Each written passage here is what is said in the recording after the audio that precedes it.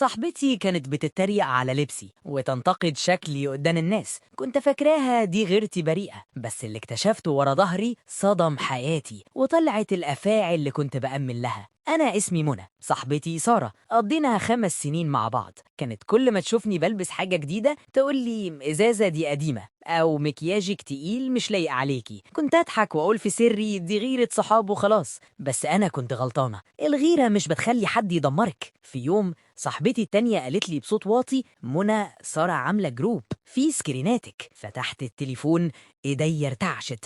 لقيت صوري وكلامي اللي كنت بقوله لها بأمانة منتشر في جروب مليان شباب مش عارفاهم. حاسة اني عريانة قدام الدنيا كلها. هنا حسيت ان الدنيا وقفت. الحقيقة نزلت عليا زي الصعقة. صاحبتي اللي كنت بأمن لها على روحي كانت بتجمع ضدي أدلة عشان تهز سمعتي. هنا قبل ما أقولك إزاي رديت عليها، صلوا على النبي في التعليقات. اللهم صل على سيدنا محمد، وما تنسوش تعملوا لايك واشترك عشان توصلكم كل قصصنا الجديدة. رحتها وواجهتها، قلت لها انت ليه؟ ضحكت وقالت ببرود: عشان كنت فاكرة نفسك أحلى مني. وقتها قلت لنفسي اللي تربيه يقطع رجلك، وأنا ربيتها وقطعتني. بس أنا ما ردتش بنفس الطريقة، لا، أنا خليتها هي اللي تفضح نفسها. عملت جروب تاني ونشرت اعترافاتها اللي كانت بتقولها على غيري، والكل عرف حقيقتها. سارة رجعت تترجاني: سامحيني.